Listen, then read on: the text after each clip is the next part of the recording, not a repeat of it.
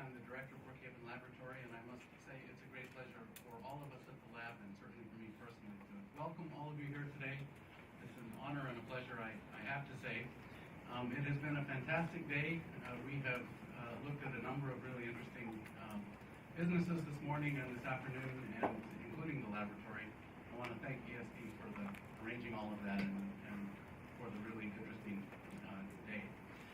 At Brookhaven, safety is a core value, so in the unlikely event that we'd like to send you home in as good a shape as you came, in the unlikely event we have to leave this room, there are exits right there in the back as well as around the back here.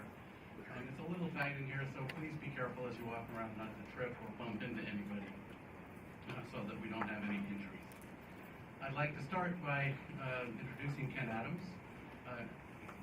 Ken Adams was confirmed by the legislature as Empire State Development President and CEO and Commissioner of the New York State Department of Economic Development on April 5th, 2011. In these positions, Mr. Adams works to promote economic practices that attract business and create jobs throughout New York State. He also works closely with Lieutenant Governor Robert Duffy to implement the Regional Economic Development Councils across the state. He came to ESD from the Business Council of New York State, the state's leading business association, where he served as president and CEO since 2006. He led the organization in its mission of creating economic growth, good jobs, and strong communities across New York State. The Business Council represents nearly 2,500 member businesses, chambers of commerce, and professional and trade associations, employing a total of more than 1 million New Yorkers. Prior to leading the Business Council, Mr. Adams was president of the Brooklyn Chamber of Commerce and a director of the Metrotech Business Improvement District in downtown Brooklyn. He's also the founding executive director of New York Cares, New York City's leading volunteer organization from 1988 to 1994. Mr. Adams is a resident of Brooklyn, New York, where he lives with his wife and children. It's been a pleasure talking to you today and trying to answer most of your questions. Thank you very much. Thank you. Good afternoon, everybody. We're going to get right into the presentation, but several quick thank yous. Again to Dune, thank you so much, and to everyone here at Brookhaven National Laboratories. This is just a great, it's an incredible place, and very fitting that we hold our Strategic Implementation Assessment Team, or SIAT team meeting and review here today. In part just because our panel members, led by Secretary of State Zazarelis, get to see firsthand the incredible things happening here that the Regional Council process has supported. For our folks in the audience, just so you get a little sense of this, for our team, our review team, which Secretary Zazarelis will introduce in a moment, this is our 4th visit of the 10 regional councils that the team is evaluating on behalf of the governor this fall.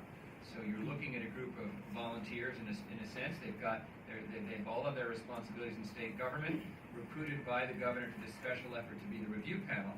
And they have been already to see the regional council progress in Buffalo. That's our Western New York Council. More recently, the Capital Region. We toured a bunch of really great projects in the Schenectady, Albany area last week. A day after that, we were a little farther west in Syracuse, the Central New York tour. And today, of course, Nassau, Suffolk, Long Island, our regional council here. And we'll be on the road again tomorrow. We've got another tour and on into next week. So this is the process we're engaged in, again, on behalf of Governor Cuomo and with and on behalf of Lieutenant Governor Bob Duffy, doing evaluations of the progress made by all 10 of these regions in the regional council process that all of you at this point in this room are familiar with. I will say, just a personal observation, it's really exciting to be doing this now for the 3rd year in a row, because we really see the building out of the projects that the regional council, in this case, the Long Island Regional Council, identified early on in 2011 as critical to building out the economic future of Long Island in key areas. And you'll hear about this today from the presentations. But we really now see what was once just a plan in 2011. We see the plan, especially here on Long Island, coming to life through the visits we had this morning, through the presentations we get from the volunteers on the council. Finally, just a big thank you, a really, really heartfelt thank you to the 2 co-chairs of the Long Island Regional Economic Development Council, Stu Rabinowitz from Hofstra, Kevin Law from the LIA. They are our fearless leaders, and I think they would join me in thanking all of the other council members on the executive team. Pat is with us today. Other members of the team that are part of and installed the materials. It's very big. You have a big council here on Long Island. Many of you are here this afternoon. Thank you very, very much for your participation. Now, for most of you, 3 years in a row in this, again, for you, certainly a volunteer role with lots of work and lots of responsibility. So we're grateful to all of you for your work. So having made those brief remarks, Cesar, I'm going to turn the microphone over to you. And once again, thank all of you for being here, all of the regional council members, on behalf of Governor Andrew Cuomo, for your help with this really important economic development initiative. Cesar, thank you. Yes, thank you. And you've said it all on behalf of the state, so I'm going to be very, very brief. First of all, I think that on behalf of our entire team, it's been a great tour. It's been a great day. We have thoroughly enjoyed it. I know that Mr. Adams identified all of the regions we've gone to and are scheduled to go to, but I can tell you this is the most fun, right, Ken? Clearly. With that, let me get to business. I will introduce the members of our assessment team, and then we'll turn it over to the council leadership. On my immediate right is Christine Nicholas, who chairs the Governor's Tourism Council. Next to her, we've got Jerry Boone, the state's Commissioner of Civil Service. Tom Maddox, our Commissioner of Tax and Finance. Roanne Stino, Commissioner of the Office of General Services. And last but not least, Matt Driscoll, who is the President of our Environmental Facilities Corporation. That is the entire team. I know that, Matt, you may have to leave early, is that right? I will be leaving early, and I apologize in advance. With that, we look forward to this presentation. Thank you, Mr. Secretary Morales, and members. Who said we were few? This should be on. Hang it out. There you go. Now you're on. Now we're on. No, wait a second.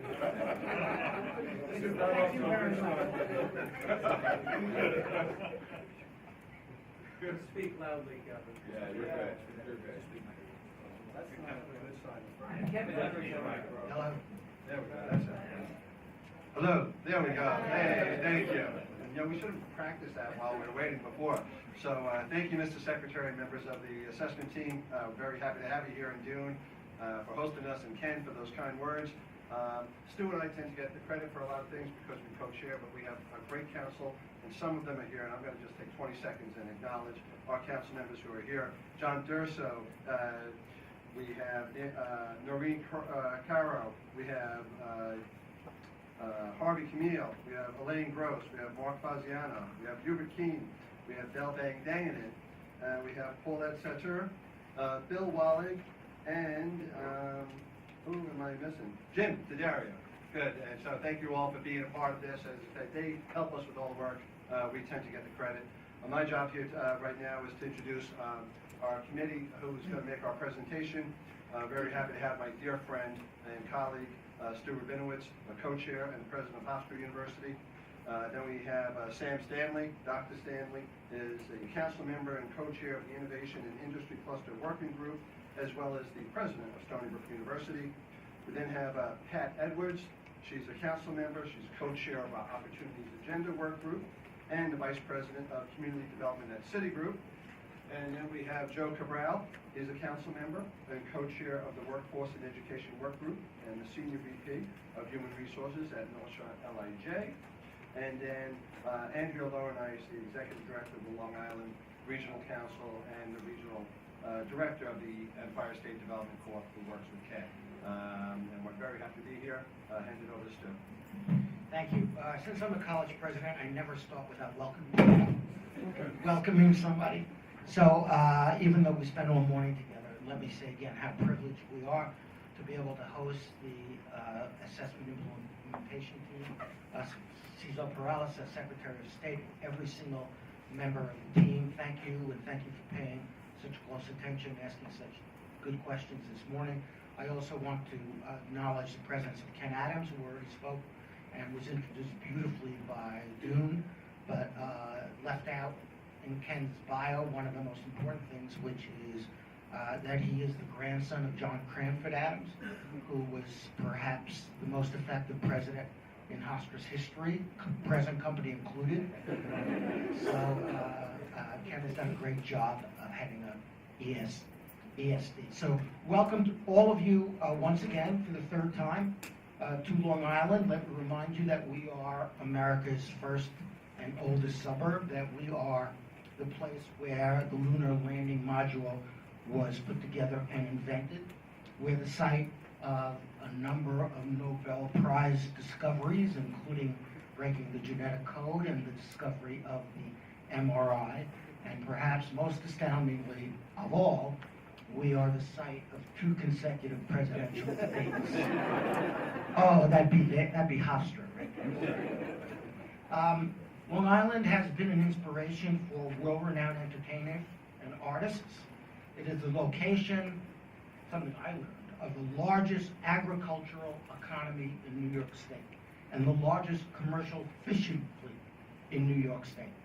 And unfortunately, it is the place which recently bore the brunt of Superstorm Sandy. So, as you know, for the last several hours, we have highlighted Long Island's position at the crossroads of innovation. You have visited Stony Brook University, truly one of the outstanding universities in the nation. And I want to thank, again, Dr. Sam Stanley, sitting immediately to my left, who is its president and a regional council member, for hosting the first interesting and successful segment of our tour. Impressive research leading to commercialization, which is the key point, is already going on at the state-funded Advanced Energy Center and at the Center for Excellence in Wireless and Information Technology, both located at the Stony Brook Research Park, which holds tremendous promise for the attraction of new companies and job creation made possible by the governor's new Startup New York initiative. As you know, we're now at Brookhaven National Laboratory, where extraordinary, I'm not exaggerating, extraordinary world-class renowned research facilities in materials, energy, and physics play an important role in the economy of this region, of the state, and in the nation. For great discoveries, for decades, great discoveries and advances in technology have been developed for the benefit of people and institutions worldwide. B&L employs over 3,000 people and attracts about 4,000 visiting residents and scientists annually. And just last year, in the 2012 fiscal year, B&L generated almost $700 million in economic output for New York State. Thank you, Dune, lab director, and also a regional council member, for showcasing your facility and hosting this presentation today. We also then, there was a logic to the tour, as you know. So first we went to Stony Brook, last we went to B&L, but in between we toured the sites of 2 projects that have already received regional council awards and that have spurred significant private sector investment and job growth in the region. First we went to Amneal Pharmaceuticals, which is a $50 million to now, from the CEO we learned it's $100 million. That always happens in construction. It goes from 50 to 100. It's a $100 million project which will retain more than 700 jobs and create 400 jobs. And Amneal is a representative of what could really be an exciting and transformative burgeoning pharmaceutical cluster in this region. And Brookhaven Rail Terminal, an $80 million project which will create up to 250 jobs. And that is providing our manufacturers and distributors and the construction industry on Long Island with a much more sustainable and less costly alternative to transporting raw materials from far distances only by truck. These projects exemplify the Regional Council's identification and development process and it's public participation, it's collaboration with hundreds of people who have volunteered for our work groups, and it emphasizes our sharp focus each round, our sharp focus on furthering the strategies that we set forth in our vision, our carefully crafted vision for Long Island's economy that we set forth and that won a Best Plan Award from the state in 2011. Now I pass it on to Sam. So Long Island's key strategies have provided the framework to develop 4 specific aspects of the Long Island economy: innovation, infrastructure, workforce, and natural assets. Long Island's vision for an innovation economy has taken off as a result of regional council initiatives. In addition to the $50 million expansion of Neil Pharmaceuticals, which you just heard about, other round 1 and 2 projects have broken ground and are already leveraging private investment and permanent job growth include the Cold Spring Harbor Laboratory's Advanced Drug Testing Facility, involving a $2 million grant, leveraging a $44 million project, creating 30 new jobs and supporting over 900 jobs. And the Winthrop Hospital Research Institute, a research and academic center currently under construction in Mineola that will tackle the issues of diabetes and obesity. This 95,000 square foot, $80 million facility is being supported by a $1 million regional council grant and is expected to generate approximately 500 construction jobs and 45 permanent jobs. New and exciting round 3 projects include Cold Spring Harbor Laboratory's Therapeutic Discovery Center, Brookhaven National Laboratory's Solar Array, Stony Brook University's exciting new Innovation and Discovery Center, and a Small Business Innovative Research, SBIR, match program. We hope these projects will continue and augment the momentum that has been achieved by innovation and industry projects under the Regional Council initiatives so far. Round 3 high-performance computing investments at Brookhaven National Laboratory and at Stony Brook University, and a big data project at Hofstra are also critical in order for the region and state to remain competitive with other regions of the country.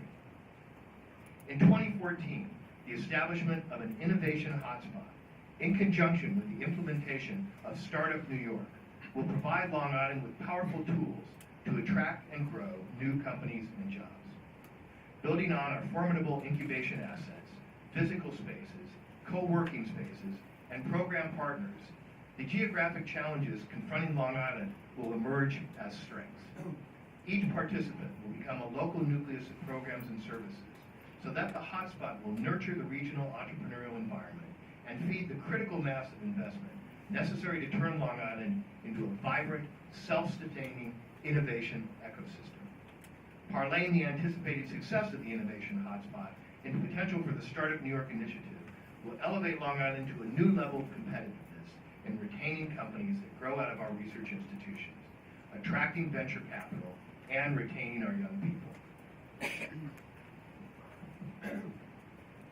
Our approach to prioritizing the infrastructure needs on Long Island has been to recommend projects that are critical components of mixed-use, transit-oriented developments, providing needed housing options essential to retaining the island's workforce. I want to thank our infrastructure work group, one of our largest work groups, co-chaired by Jim Morgan, for all the work that they did with that project. Our infrastructure projects funded in rounds 1 and 2 have focused on large-scale, smart growth developments in key locations, including Wyandanch, the Village of Hempstead, Ronkonkoma, Brentwood, and Coral. Progress in the design and engineering of sewer and road improvements has positioned these areas for private investment. An excellent example is Wynn Coral, a key mixed-use project that will transform a dilapidated commercial center in a low to moderate income area that has suffered from a decade of disinvestment into a vibrant residential and commercial center. A $1 million round 2 grant and tax credits from HCR will support this redevelopment. It used to be a 17-plex movie theater that has been abandoned in the last 10 years. All round 1, 2, and 3 infrastructure projects were recommended by this regional council because they furthered strategies that addressed blighted downtown and commercial centers, capitalized on transportation assets, created new housing opportunities to support our workforce, and advanced the region's economic development on several fronts. Round 3 infrastructure projects for which funding is proposed include the Meadows at Yaphank that we just toured on the opposite side of William Floyd Parkway, here on the opposite side of where we are right now at B&L. It's a mixed-use project that will create in its first phase 240 rental homes that will address workforce housing needs in central Suffolk County, where employers struggle to attract and retain their labor force due to a shortage of affordable housing options. We heard Amneal, the president of Amneal, share with us his concerns, the ability to house his employees. A $2 million grant for road and sewer improvements to serve the 322-acre site is requested. Next project is in the city of Glen Cove, which has made demonstrable strides in transforming its aging downtown and contaminated waterfront into a vibrant, sustainable place with millions of dollars of private investment, spurred on by highly leveraged public funds. We're seeking a $3 million grant for road, drainage, and sidewalks, and $1 million grant for a public plaza to support the project's components exceeding $62 million in private investment. The Nassau Hub is a game-changing location for concentrated mixed-use development, which has attracted private sector investment and will utilize regional council funds from round 2 and 3 for infrastructure planning. This analysis is necessary to ensure that the parking needs and land uses are coordinated in an economically feasible and sensible way with other things happening in the immediate vicinity of that site. Also, a little bit farther east than where we are right now, the Enterprise Park at Calverton requires upgrades to its municipal sewage treatment plant in order to support increased industrial development, and at the same time protect the Peconic River. A $1.5 million grant to leverage a $6.7 million project cost is requested. These round 3 projects are just a few examples of how essential improvements to our infrastructure will prepare us for a stronger future economy. Behind our successful companies and high-tech institutions is a solid foundation of a human infrastructure, our workforce. Regional Council funding has been critical to training the long-term unemployed still reeling from the recession. Dislocated workers needing new skills to re-enter the workforce and to be marketable, and those in both ends of the spectrum, from skilled to unskilled. Engineers, scientists, technicians, assemblers, machinists, and welders. These workers come from a wide range of socioeconomic levels. They are some of the most productive in the nation, and they are a key element to our regional economy. The Long Island Council's focus on developing an effective education and workforce system is central to its mission, and the Council is determined to achieve the regional growth with equity. STEM education as a pipeline for the workforce needed to sustain and grow our economy has taken off as a result of the Regional Council's initiatives. Private industry, educators, institutions, and school districts are all now involved in partnerships to expand programming and the system exposure. Specifically, the Long Island STEM Hub is a round 1 regional initiative to align high-growth industry needs to system education involving K through 16 across the industries and socioeconomic areas. Participation in this collaborative program, initiated by the Brookhaven National Lab, has reached thousands of students across Long Island. The Long Island STEM Hub is part of the SUNY-led statewide Empire STEM Network and is connected to the National STEM Coalition. In fact, the leadership from the national and state networks are visiting our model tomorrow.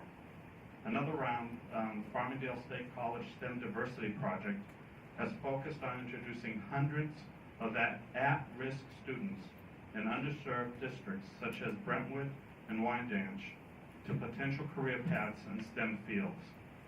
These may be technical positions in advanced manufacturing that are assessed by certificate training programs available at BOCES or the community colleges, or they may be positions requiring education beyond high school. In either case, the increased knowledge of job opportunities and associated educational requirements serves as a motivator for young people. The Round 2 inaugural Medical Scholars Pipeline Program involving Hofstra, North Shore LIJ, and CUNY has provided dozens of students from high schools in the distressed communities of Hampstead, Uniondale, and New York City with exposure to a variety of medical fields, not just doctors, but technicians, nurses, and other career paths in healthcare. STEM has no ethnic, socioeconomic, or geographic boundaries. Technical training programs in electronic, automotive, mechanics at BOCES, advanced manufacturing technician training programs at Suffolk Community College, or green building training programs may inspire those students who are not necessarily university bound. Regional Council Enhanced Engineering programs at NYIT, Farmingdale State College, Hofstra, or Stony Brook universities may inspire those who are college bound or pursue engineering or IT programs in order to meet the current and future workforce needs of the region. Regional council investments in our labor force complement those in the areas of innovation, maximizing their impact. Successfully completing skills training projects supported by funding in rounds 1 and 2 have resulted in over 2,000 newly trained individuals with a wide range of skill levels from entry level to college in fields that include manufacturing, hospitality, healthcare. Looking forward to strategically aligning our educational programs and regional council resources to areas of future economic growth, the council supports a first of its kind, a 4-year program on Long Island proposed by St. Joseph's College. Long known for producing teachers, the college plans a new hospitality and tourism management program encouraging students to pursue a variety of careers in our growing tourism industry.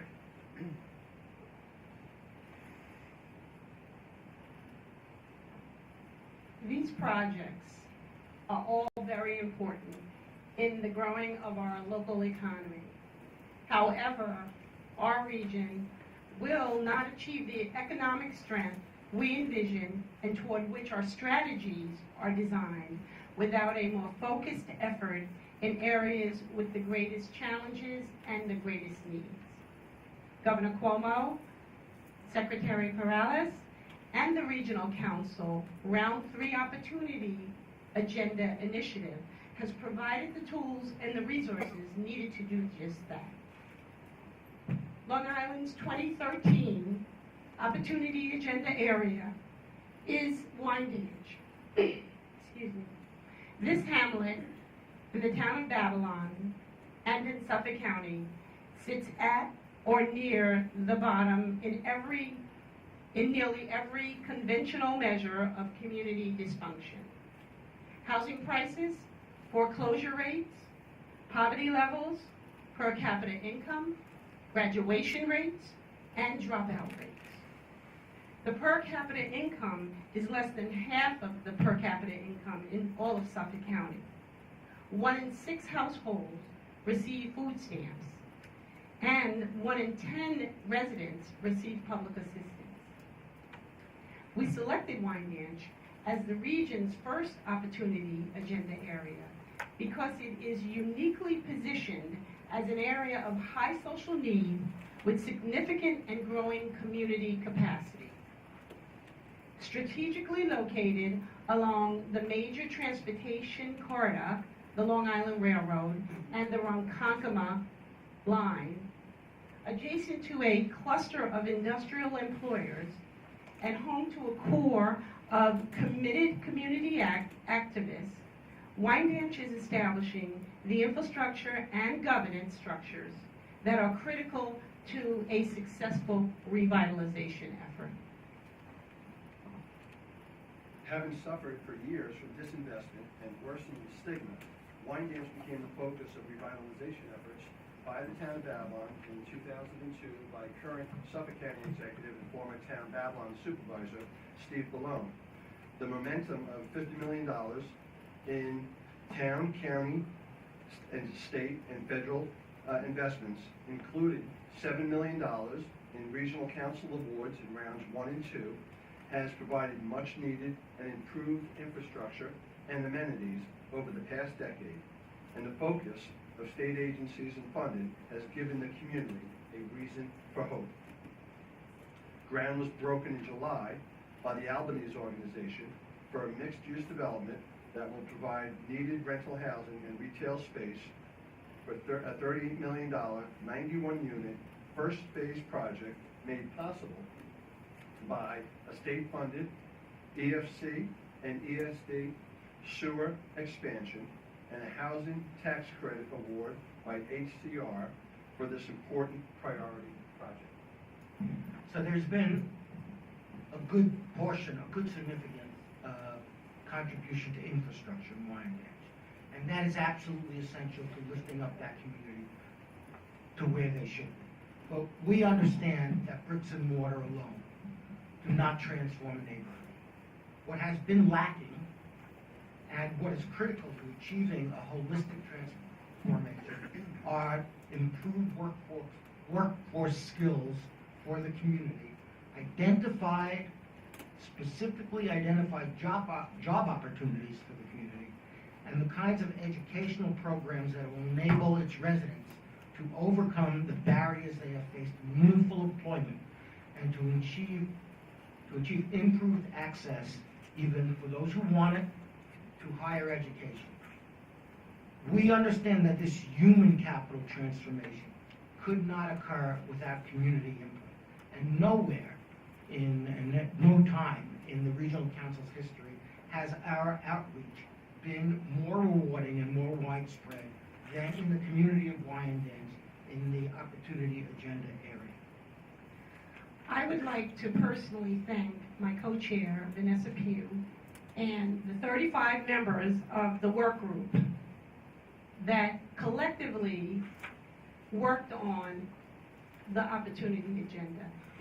It truly personifies collaboration, cooperation, willingness, and embracing of a community. The community came out. We listened, we heard their voice. Their voices, I might add.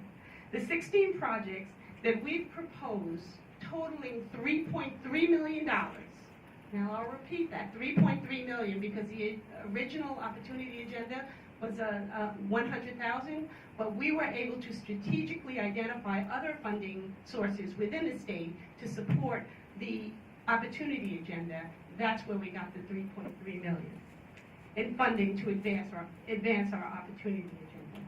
And that funding will address programs to enhance college access, youth entrepreneurial skills training, workforce skills gaps, manufacturing skills training, continued infrastructure improvements, and affordable housing. In addition, the Long Island trading providers have stepped up to develop tailor-made training programs to prepare Wyandanch residents for specific employment opportunities in close proximity of their community, using the expertise of the Manufacturing Center at Suffolk Community College, Suffolk and New York State Departments of Labor, and resources in workforce training at Stony Brook University, LIFT, and ADAPT.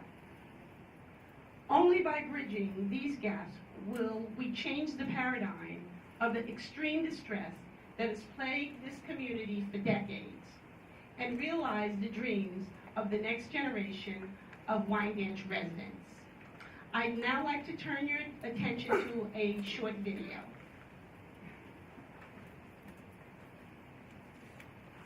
What's happening with the attempt by the town to improve the physical structure of the community is to be applauded. It's long overdue. It should have been done before. I mean, Wyandanch was left behind, and it should not have been. My name is Renee Burke, and I've been in Wyandanch for almost 3 years now. I would like to be a registered nurse when I grow up. My name is Ashif, and I've lived in Wyandanch for 10 years. I'm still undecided, but I'm thinking either going into the medical field or starting my own business. My name is Shade Armstrong, and I've lived in Wyandanch my whole life. I want to become a pediatrician. I hope Wyandanch will someday be violence-free and a place where more jobs will be willing to come and open up, and there'll be more employment. Hopefully everything changes. You know, people think more and might want to actually come here, not be scared of coming to this town. It's good to see like that we're getting new water parks and stuff like that because of the fact that we never had that before in our community. Like we always had to go outside of our community to go to other places. What's happening now in Wyandanch is very, very exciting. People are starting to have hope. They're starting to say, okay, this could be a different community. I am excited.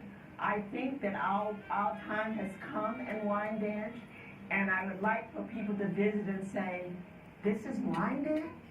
Youth Build Long Island is a free youth and community development program that simultaneously addresses core issues facing low-income communities. Through the Youth Build program, at-risk youth have been provided the opportunity to learn green building skills and in the process gain self-confidence. Youth Build is a program that changed my life and gave me a chance to succeed and provide for my son. It has given me a chance to obtain a career in green construction and take me to where I want to be in life and be a more responsible adult. Youth Build is a program that transformed my life. You know, I was in a situation where, you know, I had nowhere to go.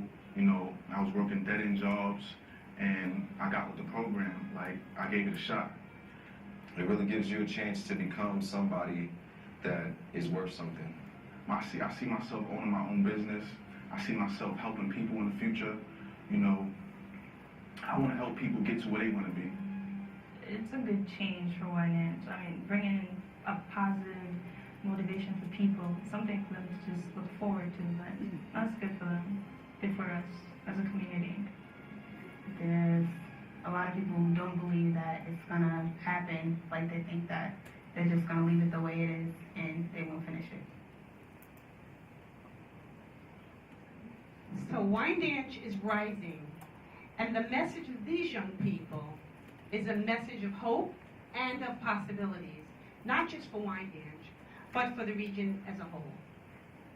Our objective in developing the agenda, its strategies and projects, is to target those areas of most serious need and to address them in a deliberate, focused way to maximize the benefits of investments from limited resources. We look at the opportunity agenda, especially in Wyandanch, as a pilot that has huge potential, that will be successful, and will be able to replicate throughout the state. So Long Island has extraordinary natural assets, and we recognize that investment in those assets can help us diversify our economy and strengthen it in many ways. The Regional Council is playing key roles in a number of areas. Round 1 and 2 awards are supporting the region's agriculture, aquaculture, and commercial fishing industries to ensure that the county, with the largest agricultural production in value and with the largest commercial fishing port in New York State, continues to be a strong component of the regional economy. Importantly, we all know about Long Island ducks. The last remaining duck farm on Long Island, H.F. Corwin, is now undergoing critical infrastructure upgrades as well, thanks to Regional Council funds. Continuing this momentum, support for a North Fork artisan potato chip manufacturer, the expansion of an East End organic poultry producer, and funding to enable a Hamptons Bay commercial fishing operation to expand its capacity with on-site ice-making capabilities are projects for which funding is requested in round 3. Long Island's economy has received an important boost from the governor's Path Through History and I Love New York investments. Supported by a $100,000 grant, implementation projects designed to reinvigorate heritage tourism on Long Island have been developed and are underway. In addition, a round 2 project, supported by the East End Tourism Alliance, has produced a targeted off-season marketing campaign, which is in full swing and includes TV ads, train station billboards, TripAdvisor, and other media.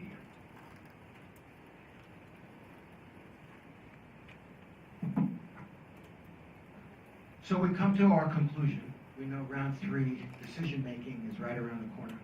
We understand on Long Island that we have taken on a large responsibility and proposed large measures. And in 2011, when we set forth our strategic plan, while we were awarded one of the winning prizes, we know there was some skepticism about what would actually happen. Could we really produce a whole new innovative economy, or at least begin to do that, at the same time as improving aging infrastructure, improving the workforce for every single Long Islander, leaving no one behind, and protecting our natural resources? Could we really come through it and put it on the table? And I said back that in round 2, after we look back at our round 1 projects, that we have established that we produce, we keep our promises, and that in fact we produce more jobs for the least amount of state dollars of any other region in New York. And we are careful, we are honest, and we assess. And now I say the same thing in round 3, and I'm proud of it. I'm proud to say that we have all of round 1 and round 2 projects are under contract, 160 of them, which is quite a number. They have all made measurable progress. Skills training projects have improved the skill levels already of more than 2,000 Long Island residents as of mid-July. The capital projects have resulted in the creation or the retention of nearly 10,000 jobs. 10,000 jobs in 2 rounds. And the expenditure of more than $35 million already in non-New York State funds as reported by the recipients. This kind of milestone reporting, which by the way is due to the assessment system designed by the Long Island region, this milestone reporting at only 18 months and 6 months after award announcements demonstrates that when we make a promise, we keep it. That progress, we demonstrate progress against expected outcomes upon completion. So that when we said, and we still reiterate, that implementation, at the end of the implementation of all round 1 and round 2 projects, we expect to leverage non-regional council funds of $890 million and over 13,000 jobs based on empirical analysis using a U.S. Department of Commerce model. Since we've already produced or retained more than 10, the 13,000 jobs may be an underestimate. And so we ask for your support and your confidence and your credibility for us, especially in determining all of our round 3 requests, but in particular the competitive part, which is the capital grants project request and the opportunity agenda. We promise you that if we are selected as one of the winners of the capital grant project fund, that we will create and retain more than 27,000 jobs with the $27.6 million requested, and that we will leverage about $540 million of non-state money. Wrapping up, the cornerstones of our economy: innovation, infrastructure, workforce, and natural assets are, with an infusion of public awareness and funding that only a regional council initiative can provide, poised to dramatically change our lives here. In addition, we appreciate the governor's leadership in securing federal dollars for our region to help in rebuilding after Superstorm Sandy, and we believe that the New York Rising program will return the region to its pre-Sandy level, with residents back in their homes, businesses in operation, and damaged infrastructure restored with resiliency. Sandy exacerbated the challenges we faced as a region, and now more than ever, we need the injection of state, regional, council dollars to further stimulate the Long Island economy as a whole. Our ability to achieve our vision, implement our priority projects, and move forward beyond post-disaster rebuilding depends on fulfillment of the funding requests made in round 3. And we'll end with just less than a 1-minute video, and we all thank our writing group and Hofstra University for helping us prepare all this. Strategies developed by the Long Island Regional Council since the governor's bold economic development vision was implemented nearly 2 years ago create a culture that allows for sustainable development and celebrates entrepreneurship and innovation.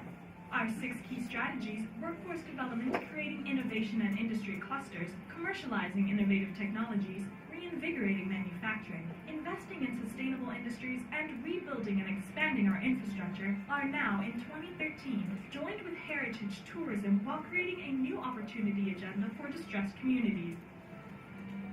Long Island, with its natural assets, educational resources, and diverse business community, is uniquely positioned for success.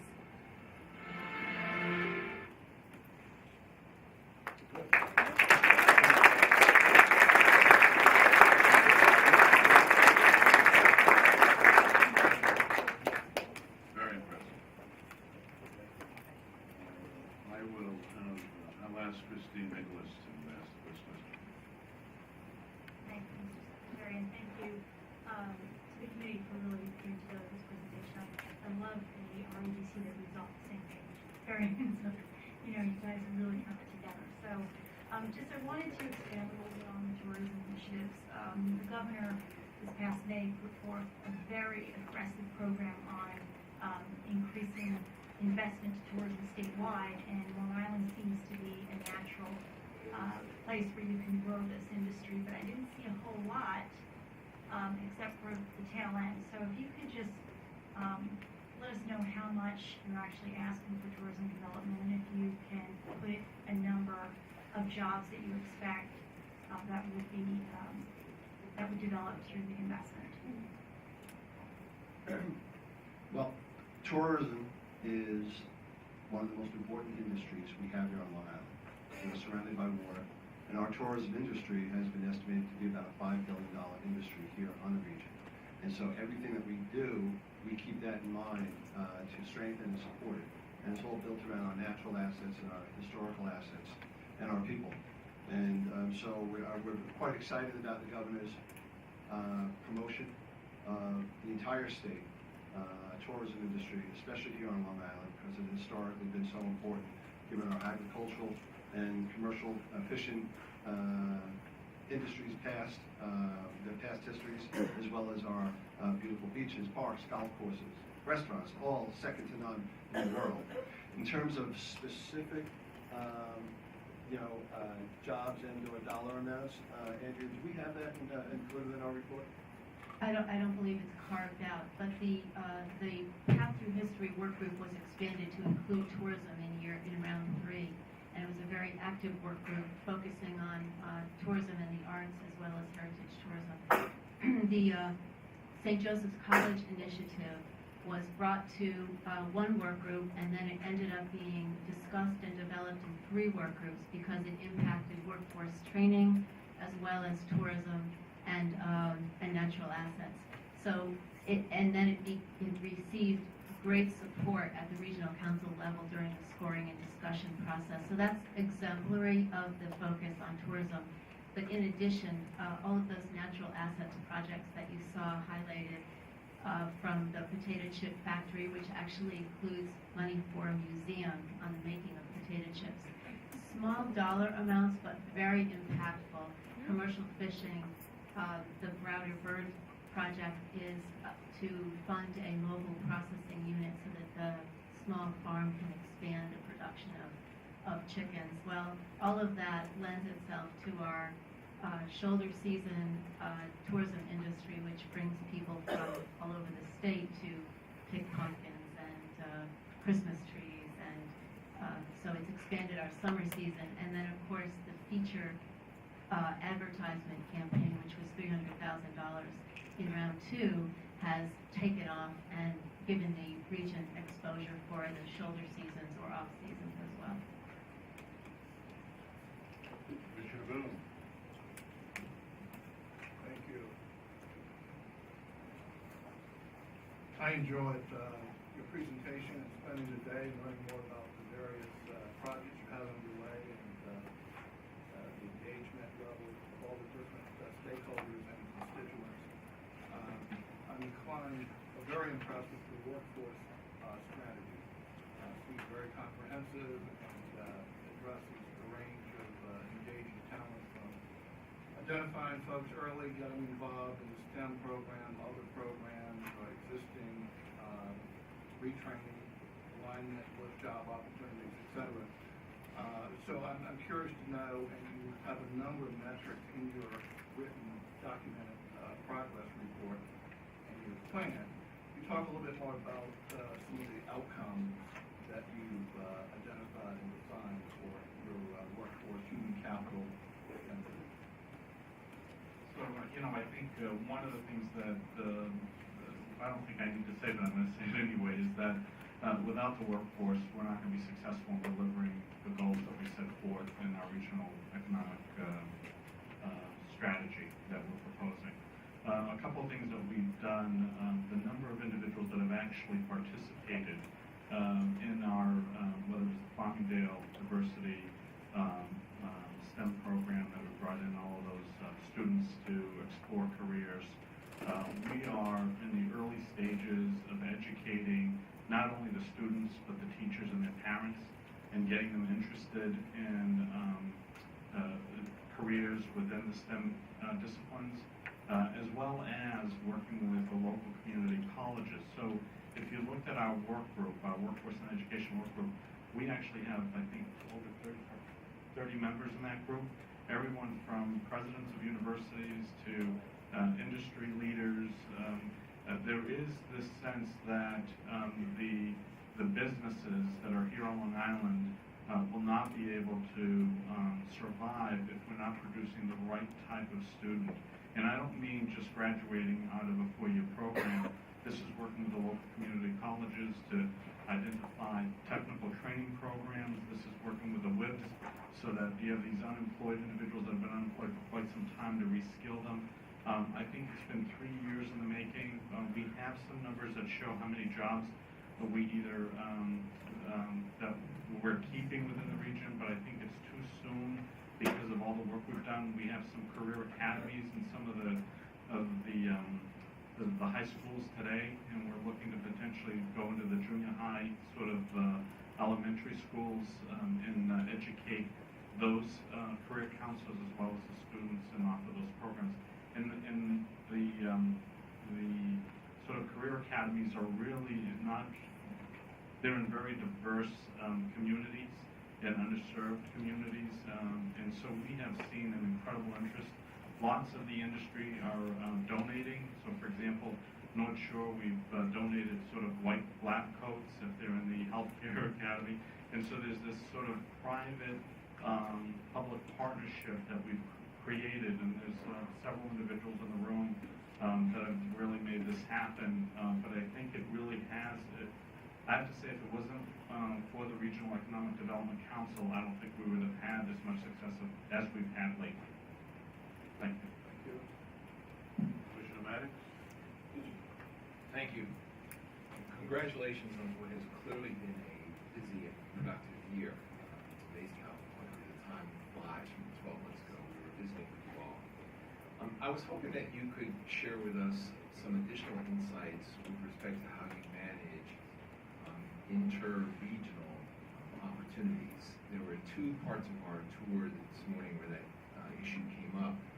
At Amnio, the CEO's comments around the difficulty of recruiting talent. We were talking later after that about the pharmacy colleges in Albany and Buffalo.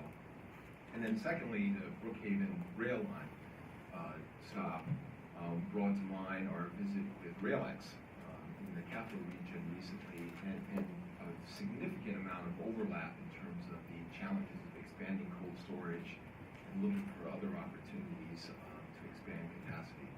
So I was hoping you could share with us some of the conversations you may have had or are planning on having going forward.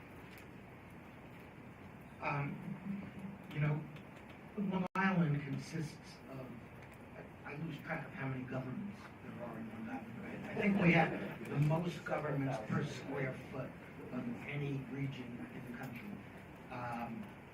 And that's one of our problems. Not that the governments aren't responding to the people's needs, but that there's no single voice. We have regional problems that need regional solutions, but there's no single voice or there hasn't been a single governmental voice to pursue the kind of, interregional cooperation, which we are not only welcoming towards, but think could be a tremendous boon to us as well as the other regions. And so I think what we can say is that the regional council on Long Island is the only forum, is the only place where that kind of interregional cooperation could really get started, to really get generated. Now, some of us are doing individual kinds of things, like the Hofstra North Shore LIJ Medical Scholars Pipeline Program. That is designed to take young people in distressed communities and show them the opportunities in places, in one of the areas, some of the areas where there are jobs out there, and that is in the medical health areas, not just for doctors, but nurses and medical physics and lab technicians and so on. And our medical school does not care whether we're helping people in distressed communities in the region. Obviously, that's our focus, but we're also doing it in Queens. Okay, so, and I think in some short period of time, that will be reciprocated by New York City.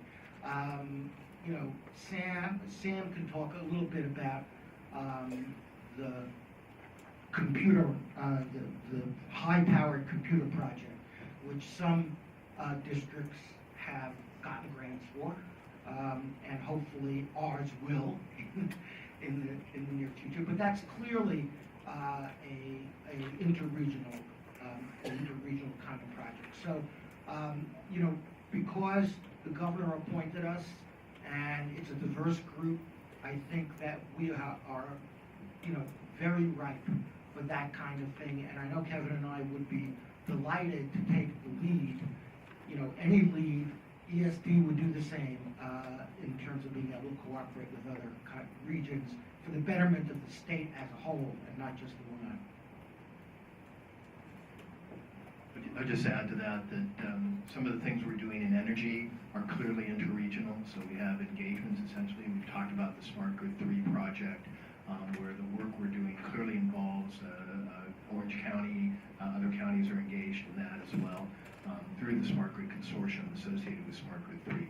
So we are doing some projects that do reach out beyond the boundaries of Long Island. But I think we welcome more opportunities to do that. And I think, honestly, to give it back to you a little bit, I think finding maybe clearer mechanisms to allow those collaborations to take place might be something I would suggest to the council as we move forward. I think it's difficult sometimes to achieve that coordination. I think if there were maybe a more defined mechanism that said, here's what we're looking for and here's a way to kind of do this, I think all of us would jump at the chance to engage in these kinds of projects. Again, we put high performance computing in that bucket last time when we applied. We did not get funded. We've gone in now individually, but some of the other areas did get funded with that. But there are ways to work together in that, because as you know now, so much can be done in the cloud and other things. There's ways to really leverage investments in that. So I think there are really great opportunities. It's a fantastic question. But as I say, maybe getting some help from you all would be good to do that as well. I'll turn to Ken for a follow-up. I'm curious as to whether forums like the Lieutenant Governor's last year would be, or earlier this year, would be helpful, or did you find that helpful?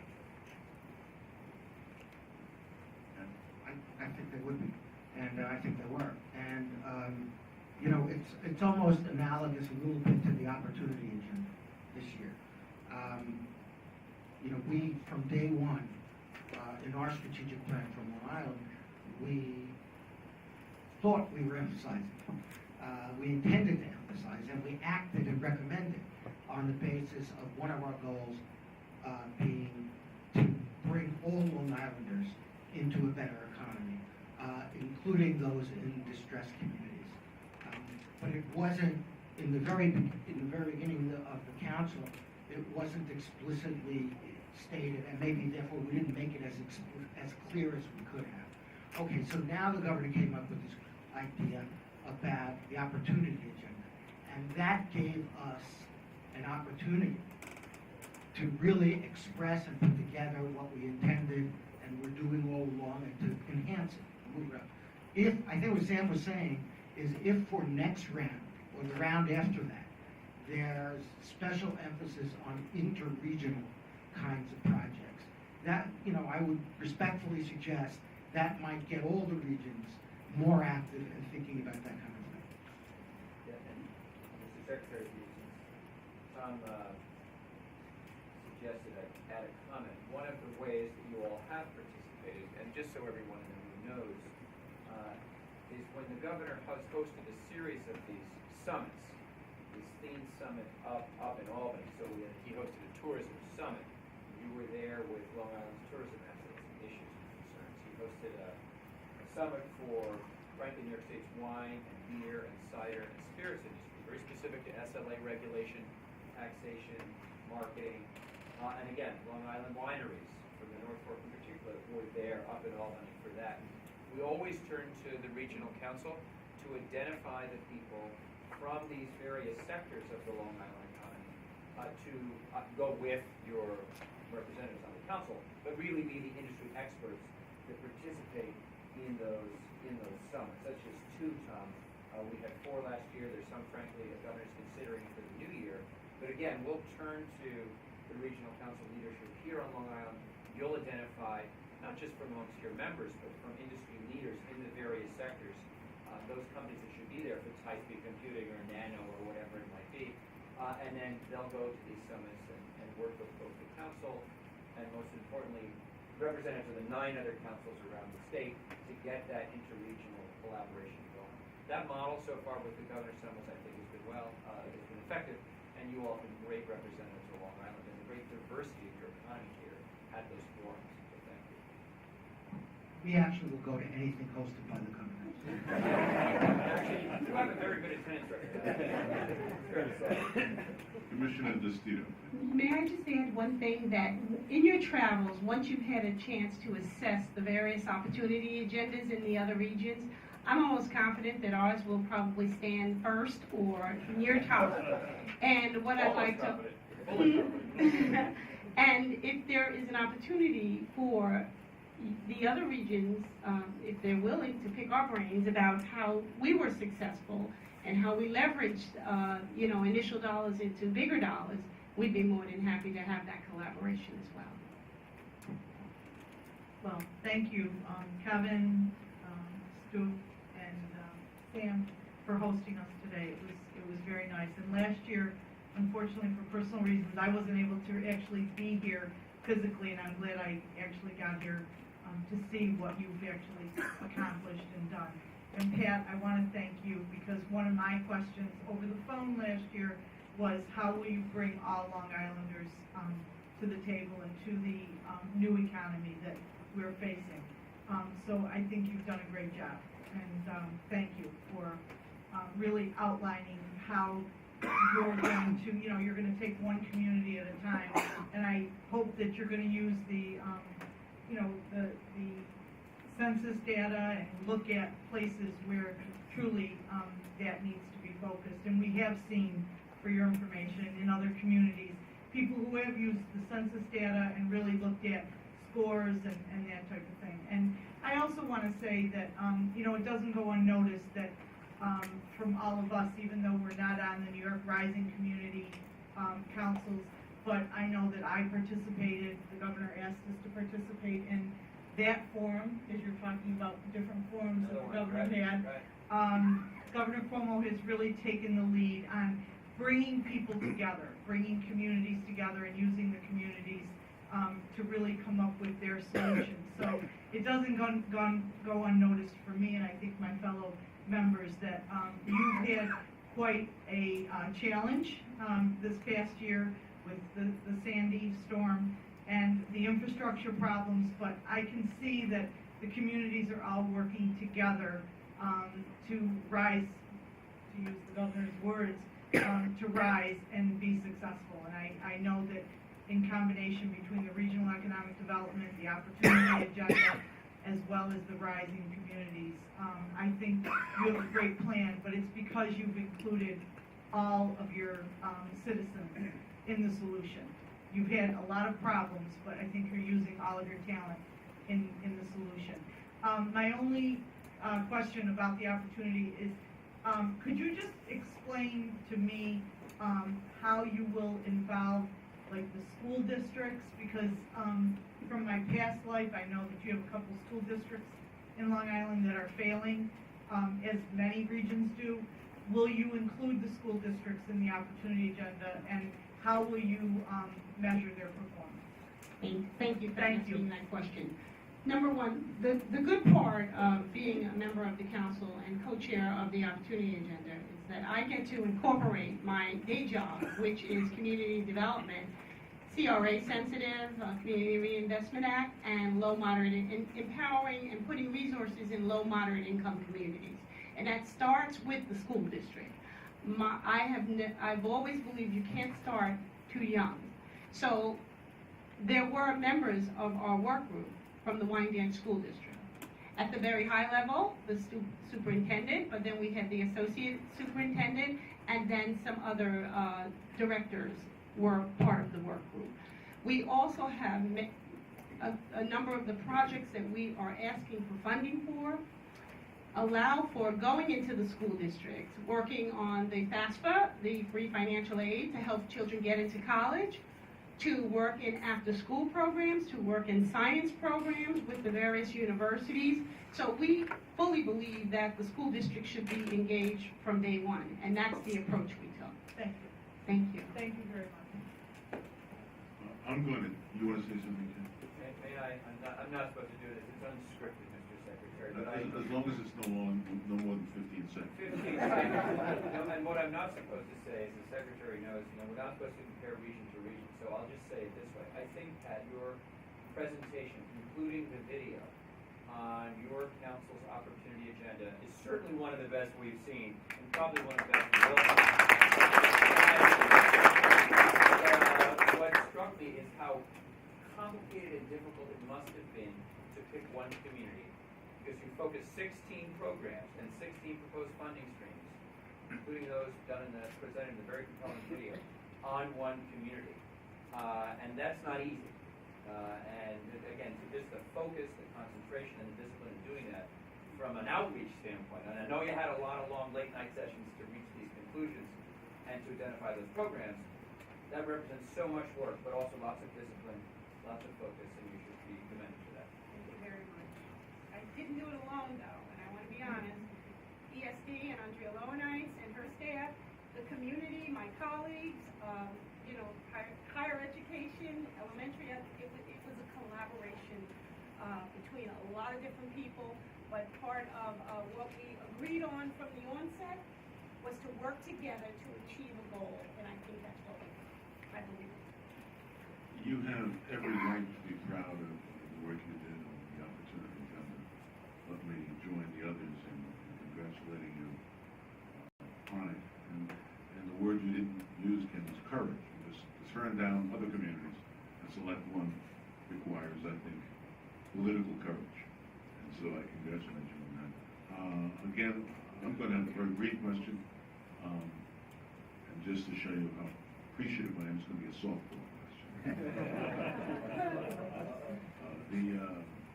The governor, I thought, was again quite eloquent in talking about startup New York. And I try in my mind to keep separate the investments and the choices you make in terms of your REDC work and this new startup New York. But at the same time, they support each other. And so perhaps one of you can tell me how you have been thinking about Startup New York in the context of your REDC goals.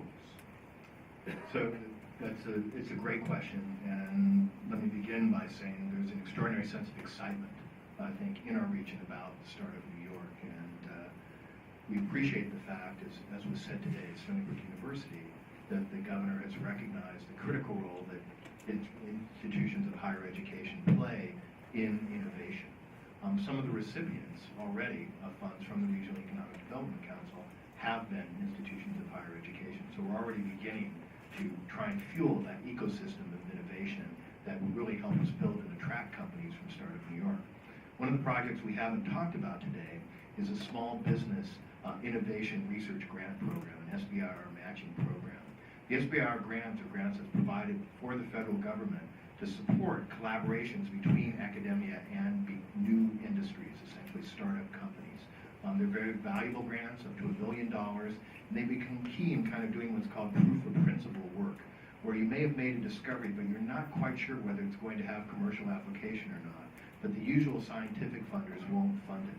So getting that kind of SBR money allows scientists at academic institutions, but working in collaboration with industry, to do those kinds of experiments. So we see this combination, this project with SBIR grants, to help provide matching funds. So if you got $1 billion from the federal government, there would be a match essentially that could come in from SBIR funds to help with that, from our project.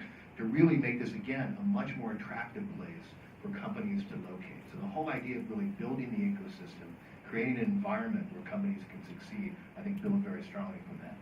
If you couple that, of course, with our innovation zone program, I think, again, as we talked about, begin to create a corridor of activity, essentially, from east to west on Long Island, or west to east, depending on your perspective, that really will have foci of activity. Some related more to biotechnology, for example, in Cold Spring Harbor, some that may share IT and biotechnology, but again, I think Startup New York and Broad Hollow over at Farmingdale is going to be a great opportunity for Startup New York as well. I think the confluence of those areas, so in other words, the fact that we have Cold Spring Harbor essentially involved in Broad Hollow already, I think is going to create those kind of opportunities again to attract great companies. So I think there's tremendous synergy. I think it's really the foresight of the governor. This is not an accident. I mean, I think there's tremendous synergy between the two programs.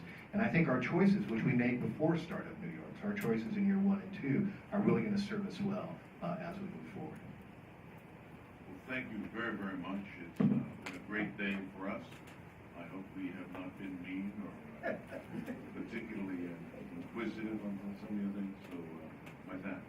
Cesar, thank you very much, and the assessment team for spending the entire day with us. And just like you guys have great staff helping you get your job done, we're all sort of volunteers on this, and we have a great DSD staff that supports our efforts, and not just Andy or Lowenheim, who does a tremendous job, but the two Bryans, Denise and Ida, and all the work that they do to keep us working together. We're fortunate to have them. So we thank you for coming, spending the day. We look forward to hearing your results in early December. To the extent you have any additional questions or follow-up for us between now and then, of course, we'll be happy to answer them. So thank you again, and best wishes.